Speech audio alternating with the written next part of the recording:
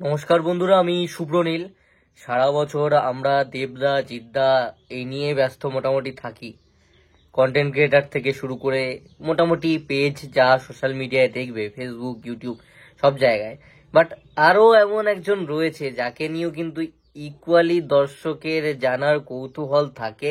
And সেটা যখন যখন আমি লাইভ অ্যাটেন্ড করি বা যখন সে একটা চ্যাট সেশন করে, তখন বোঝা যায় আমি অঙ্কুশ হাজরার কথা বলছি, অঙ্কুশদার কথা বলছি। অ্যান্ড আমি নিজে বেশ কিছু মুহূর্তের সাক্ষী। তার ক্রেজ আছে, তাকে মানুষ ভালোবাসে। আফটার দেব অ্যান্ড জিৎ সবচেয়ে বেশি গ্রহণযোগ্যতা এনারই হয়েছে পরবর্তী সময় যারা এসছে। তো তার ছবির জন্য কিন্তু অনেকেই অপেক্ষা করছে। তাকে মাঝে মাঝেই প্রশ্ন করা হয়, তার চ্যাট সেশন সে স্টোরিতে স্ট্যাটাসে বলে যে আস্ক এনিথিং, তখন অনেকে জিজ্ঞেস করে নেক্সট ছবি কি, নেক্সট ছবি কি। এবং অনেকেরই ধারণা রয়েছে যে মির্জা 2 হতে পারে। 14 তারিখে অ্যানাউন্সমেন্ট রয়েছে, 14ই ফেব্রুয়ারি, এবং সেই দিন কিন্তু অঙ্কুশদার জন্মদিন। শুধু ভ্যালেন্টাইন্স ডে নয়, আমাদের নায়ক বাংলার অঙ্কুশদা, তার জন্মদিনও সেদিনকে।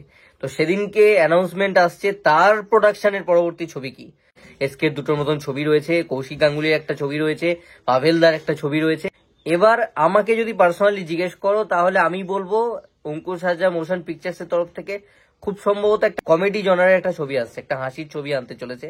মির্জা 2 নয়। এটা একান্তই আমার ব্যক্তিগত মতামত, দেখা যাক 14 তারিখে গিয়ে মেলে কিনা।